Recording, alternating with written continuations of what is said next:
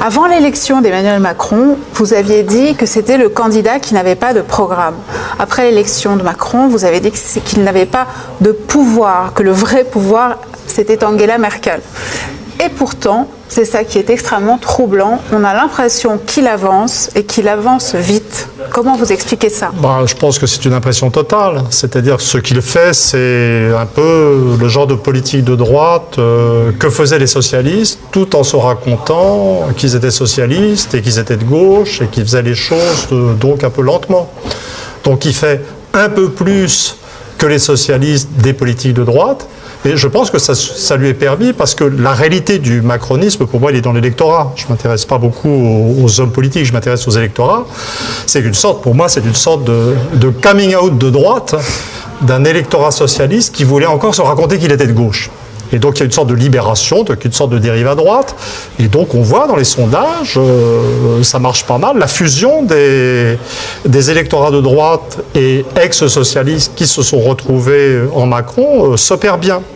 Mais pour moi, ça ne veut pas dire qu'il a du pouvoir. Parce qu'avoir du pouvoir économique, ça serait pouvoir prendre des mesures qui lanceraient la France sur une trajectoire positive économiquement.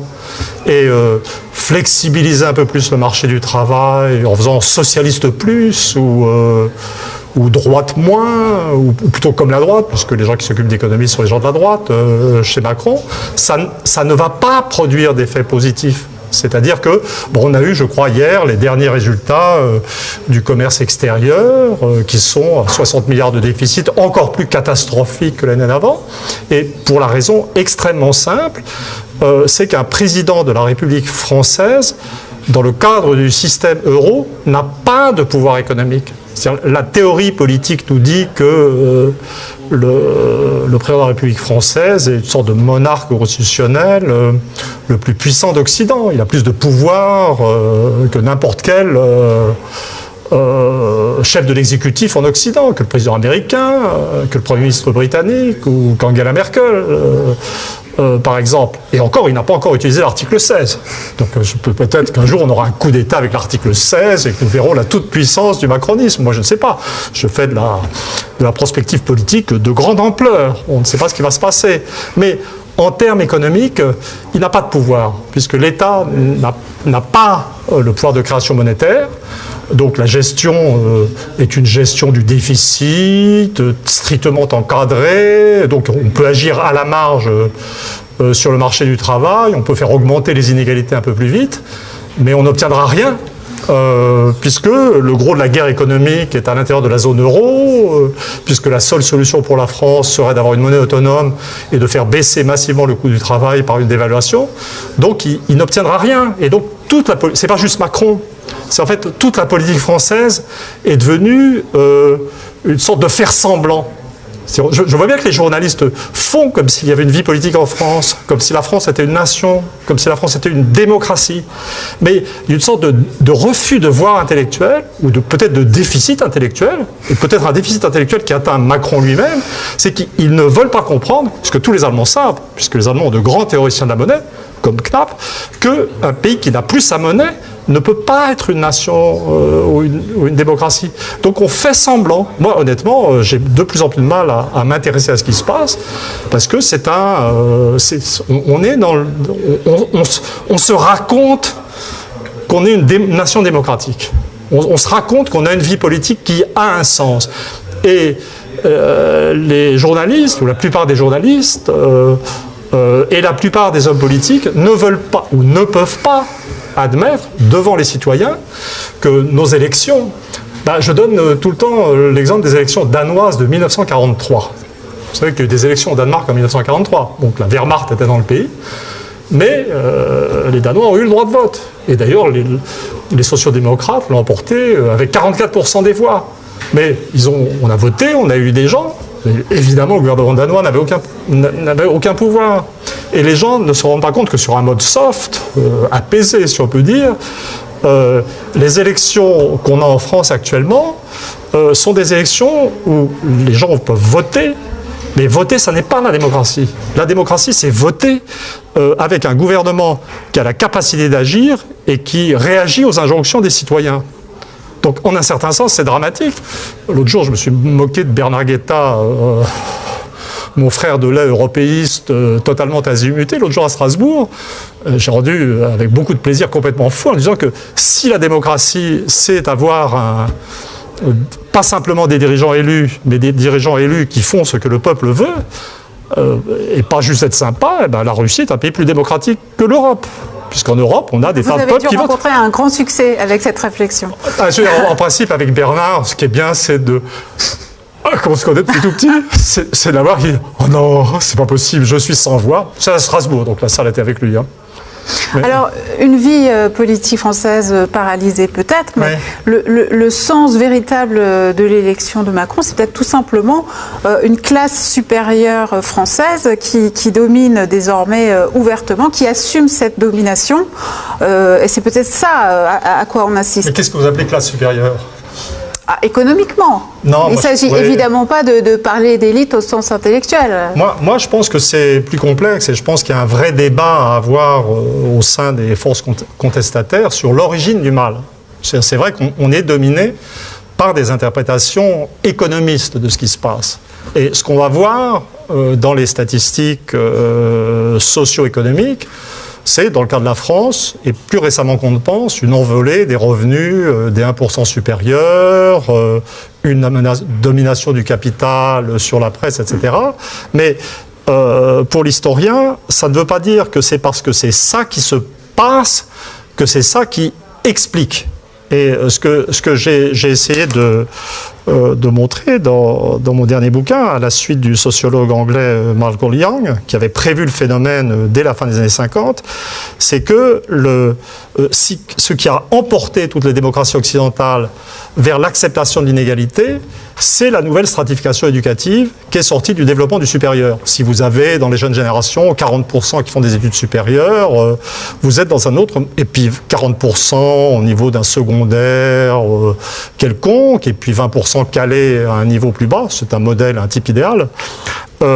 Vous êtes dans une société où l'inégalité éducative est créée. Cette inégalité éducative place les gens dans des situations d'inégalité vis-à-vis des adaptations économiques, mais surtout, ça leur a mis dans la tête, c'est-à-dire le corps enseignant, pas juste le système, leur a mis dans la tête l'idée qu'il y avait un rapport entre leur niveau d'études, le niveau d'études atteint et leur intelligence. Donc ça crée une société qui est, dans l'esprit même des acteurs, y compris des dominés, formidablement inégalitaire. Et c'est sur ce genre de terrain que peut se développer le capitalisme déréglé, la montée des inégalités économiques, qui va se retrouver accepté au niveau électoral. Le face-à-face entre Macron et Marine Le Pen a mis en scène cet affrontement sur la notion d'éducation et de culture. C'est-à-dire d'un côté, il y avait Marine Le Pen qui semblait porter l'infériorité culturelle des ouvriers du Nord. C'est comme s'il avait été habité par la fraction la plus solide de son électorat. Puis de l'autre côté, il y avait... quelqu'un qui passait l'oral de l'ENA. Voilà, c'est ça. Et qui d'ailleurs disait des choses économiques sans vraiment les comprendre. Parce que, je veux dire, Macron n'est pas capable de voir que l'appartenance à la zone euro exclut toute action économique efficace. Donc c'est un type qui ne comprend pas la situation dans laquelle il est. C'est un aveuglement idéologique. Mais il pense qu'il est supérieur, il en est sûr. Marine Le Pen était sûre d'être inférieure, mais ce qu'il faut voir, c'est qu'ils ne sont que des représentants des symboles. C'est que le corps électoral est structuré comme ça. Et je pense que ce qu'on a vécu au moment de... Macron a été très audacieux dans le fait de dire qu'il n'y a plus de différence entre le PS et la droite. C'est un très joli coup. Il a été servi par son appartenance générationnelle. Il ne voyait pas avec les vieilles lunettes. C'était pas... Vous voyez, par exemple, je pensais toujours, il y a un mec qui me fait rire, c'est Laurent Geoffrin, qui a une vraie personnalité de droite et qui se pense de gauche, et dont j'imagine que sa vie, depuis l'âge de 20 ans, ça a été de se réveiller en se disant « Qu'est-ce que je vais faire pour avoir l'air de gauche, d'avoir l'air d'être de gauche aujourd'hui ?» Vous voyez, c'est comme ça que je l'imagine. Je me permets de dire ça amicalement, car nous savons que nous nous détestons. Et là, pour moi, c'est comme si des gens qui étaient définis par une appartenance au milieu supérieur, qui avaient plus à voir avec l'éducation sans doute ces gens des centres-villes, des mégalopoles qui ont été décrites. Ces gens-là faisaient une sorte de coming out de droite et cessaient d'avoir besoin de se raconter qu'ils étaient de gauche. Alors justement, c'est ça qui est important, c'est pas Macron. Pourquoi cette absence de solidarité entre les classes sociales? Est-ce que c'est la fin finalement de ce que vous avez nommé dans un livre, le catholicisme zombie? Ça fait partie des sujets sur lesquels je travaille. C'est-à-dire que le catholicisme zombie n'était pas du tout dans mon livre assez polémique qui est Charlie, mais je l'avais introduit dans le bouquin que j'avais fait avec Hervé Lebras, Le mystère français, et je l'avais introduit comme une sorte de correctif, une description extrêmement favorable des anciennes zones catholiques. Donc comme j'avais peur qu'on dise que oui, le niveau éducatif est plus élevé dans les zones catholiques anciennes, le taux de chômage est plus bas, ils font une meilleure adaptation à la globalisation parce qu'ils gardent des traces d'intégration collective de type familialo-religieux. Comme j'avais peur qu'on dise ouais, ça y est, maintenant il va cirer les pompes des catholiques, j'ai pris un mot rigolo, catholique zombie. Alors ensuite, c'était pris comme une grave insulte, mais en fait, c'était un terme de reconnaissance affectueux dans mon esprit. Mais là, honnêtement, je suis en train de travailler sur des paramètres démographiques, des attitudes vis-à-vis de la sexualité, toutes sortes de choses culturelles, qui suggèrent qu'en fait, dans le mystère français, avec Lebras, et peut-être aussi dans cette histoire de manifestation fortement marquée, Charlie, par la trace du catholicisme, peut-être qu'on est déjà après ça, et qu'on est un cran plus loin dans le processus de décomposition. Et peut-être que la signification de Macron, la vraie signification de Macron, c'est qu'il est arrivé à ce stade suivant. Mais je suis gêné parce que j'ai pas encore fini l'analyse, et puis en plus je la fais pas tout seul, et je peux pas encore citer... Ce serait une explication du vote massif des Bretons en faveur de Macron. Par exemple, oui, puisque quand on regarde la carte, il y a le pilier, il y a les centres-villes avec les cadres professions intellectuelles, comment dit-on maintenant, cadres supérieurs et professions intellectuelles, ça va, dans mon souvenir, ça va jusqu'au CAPES, comme catégorie. Donc, c'est vos démographes. Voilà, c'est plutôt les catégories de l'INSEE. Et puis, il y a effectivement la Bretagne. Mais la Bretagne, c'est une région, c'est de l'Ouest. Voilà, donc, mais honnêtement, je préfère être honnête, j'ai terminé un autre gros livre qui est sur l'histoire des 5000 dernières années, et là je suis en recyclage sur la situation française. Alors, mais je travaille. Autre sujet, Emmanuel Macron a parlé des intellectuels en fin d'année dernière, dans un hebdomadaire, et il vous a cité, vous Emmanuel Todd, au milieu de Michel Onfray, Alain Finkielkraut et quelques autres. Je ne sais pas si cette compagnie vous est agréable d'ailleurs.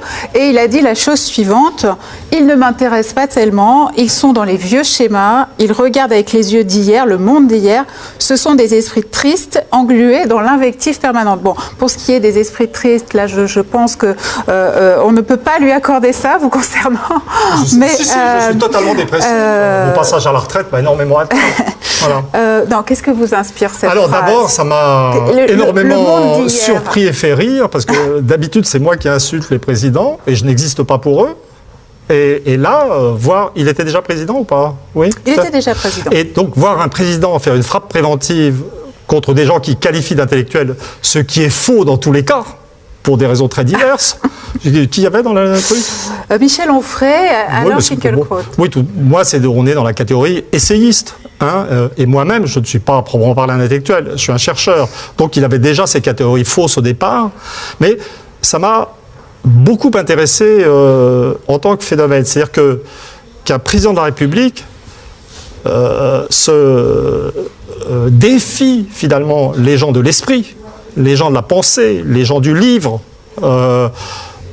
D'entrée, ça veut dire que le débat ou l'affrontement pour le pouvoir est mis sur le terrain de l'intelligence et de l'éducation, etc. Et toute l'idée, toute l'espèce d'aura qui tourne autour de Macron,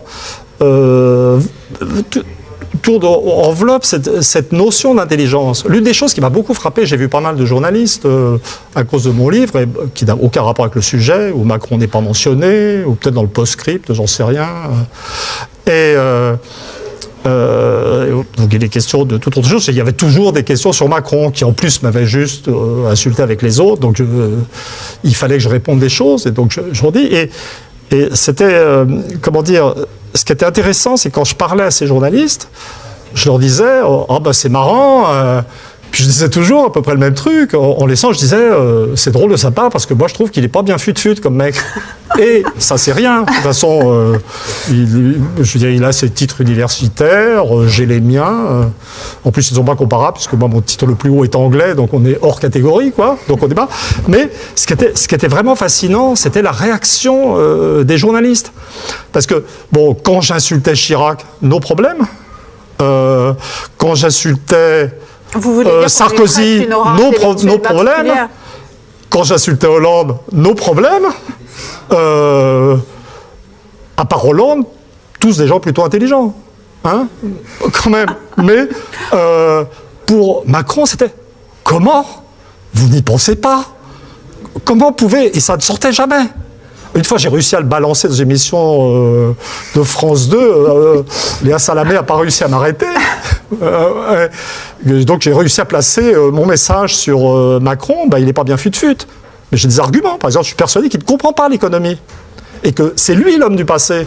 En fait, il dit des trucs. Moi, j'étais aux premières loges pour voir la révolution néolibérale anglaise. Puisque j'ai fait ma thèse à Cambridge.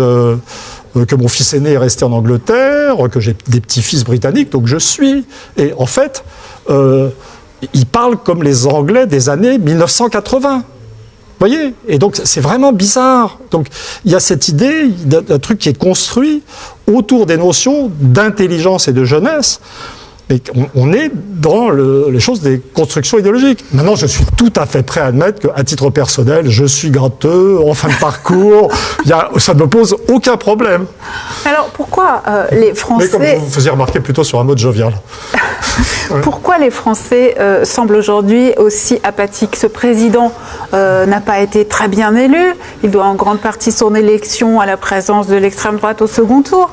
Pourquoi est-ce que plus personne ne mobilise? Pourquoi est-ce que les organisations syndicales ont échoué à ce point? Alors, il y a d'abord l'analyse la plus profonde. Il va falloir renvoyer à des analyses en profondeur de style Christopher Lasch sur la diffusion d'une attitude narcissique, mais pas juste dans les catégories supérieures de la société. C'est-à-dire que toute la société évolue. On est dans un stade de l'individualisme tout à fait spécifique où les gens s'intéressent. Quand vous écoutez les gens parler dans les trains, je fais beaucoup de trains pour des trucs, ou dans les bistrots, si vous êtes arrivé trop en avance pour prendre votre train, ce qui m'arrive assez souvent. Donc dans les trains, vous trouvez souvent des groupes de cadres totalement passionnés par ce qu'ils font, par des problèmes internes à l'entreprise dont ils parlent comme si c'était le centre du monde. Et à part ça, vous n'entendez jamais les gens parler politique. Vous entendez très souvent les gens, des groupes de gens, plutôt des femmes d'ailleurs, mais les femmes sont dominantes maintenant dans la société. Quand on s'intéresse à l'éducation, elles font plus d'études. C'est elles les dominants de la société. Pour un type qui fait de la prospective, qui parle psychologie à un très bon niveau, et donc qui parle de rapports individuels, qui manie les notions d'inconscient, qui se lamente, et en fait à tous les niveaux de la structure sociale. Donc c'est ça, donc il y a une sorte d'ancrage du vide politique dans un vide de structuration qui est au niveau de l'ensemble, je dirais, de la population.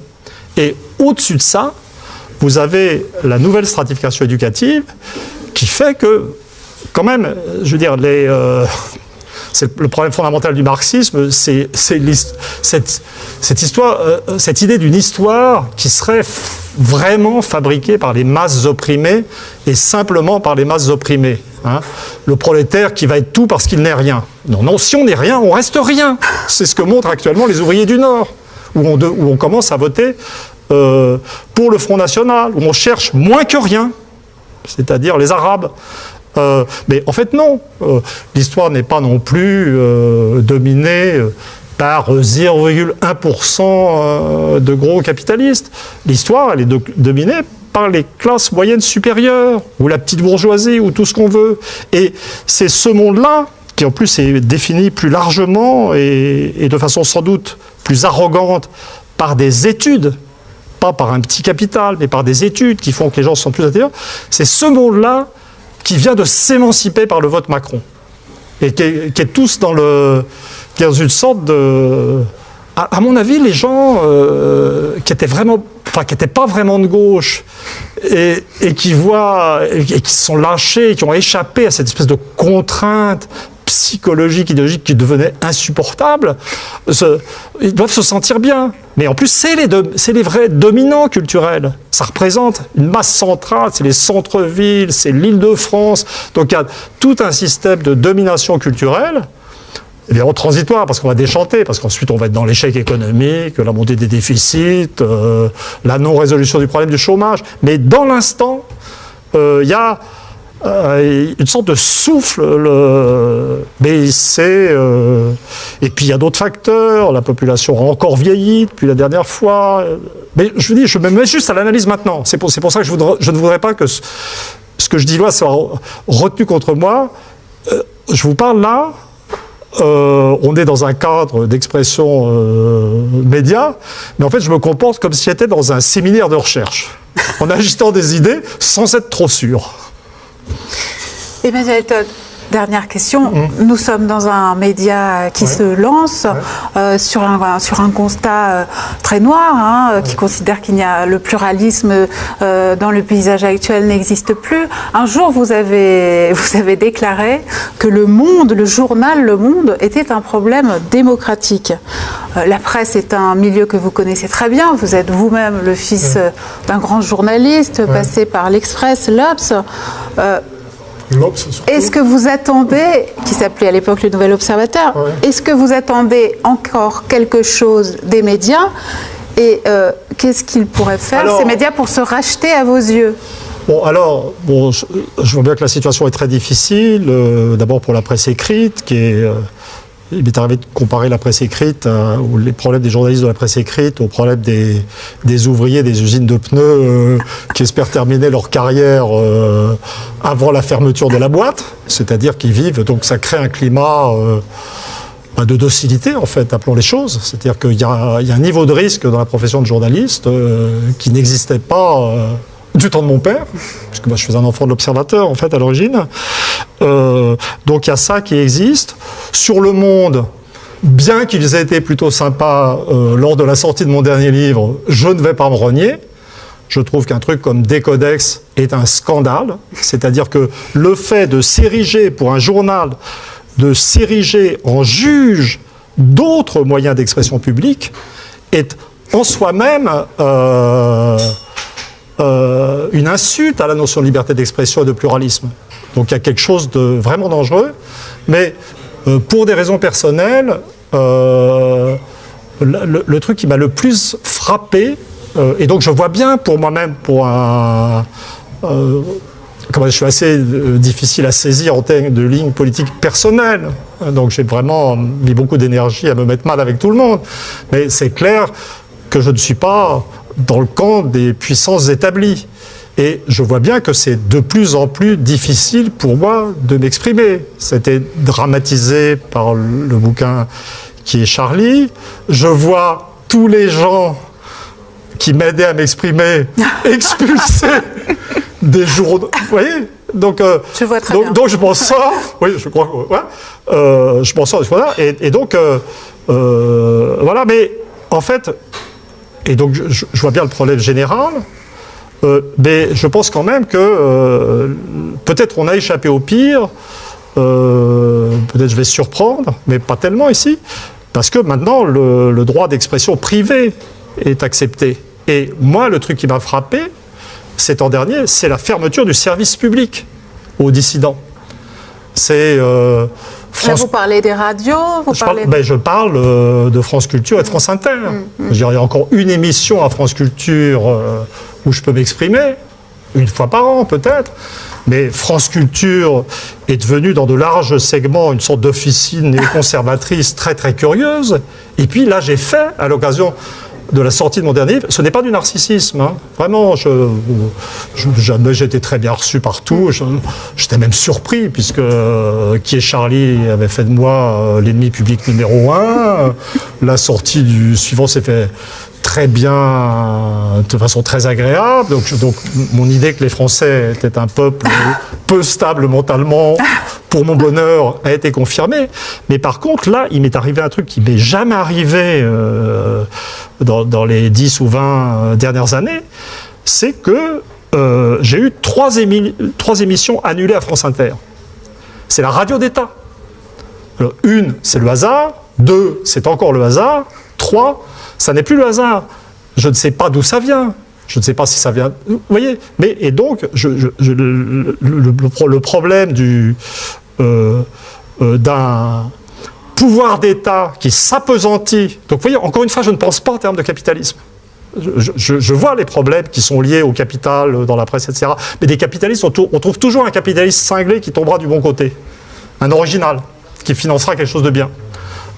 L'État, c'est autre chose. C'est le vrai pouvoir. Et c'est pour ça que les capitalistes veulent tellement contrôler l'État. Et là, et quand j'entends les trucs de Macron sur le contrôle des fake news, et que je vois les journalistes discuter de ça comme si ça posait le moindre problème intellectuel, alors qu'il est tout à fait évident que c'est une menace totalitaire ou autoritaire, pour rester raisonnable. Voilà. Mais donc, mes craintes sont plutôt du côté d'un durcissement de l'appareil d'État, en fait. Je vois venir le moment où je ne pourrai plus m'exprimer qu'ici, en fait, rejeté par l'appareil d'État contrôlant l'information par une presse au service. Voilà. Donc, je suis très content d'être ici. Merci beaucoup, Emmanuel Todd, et à très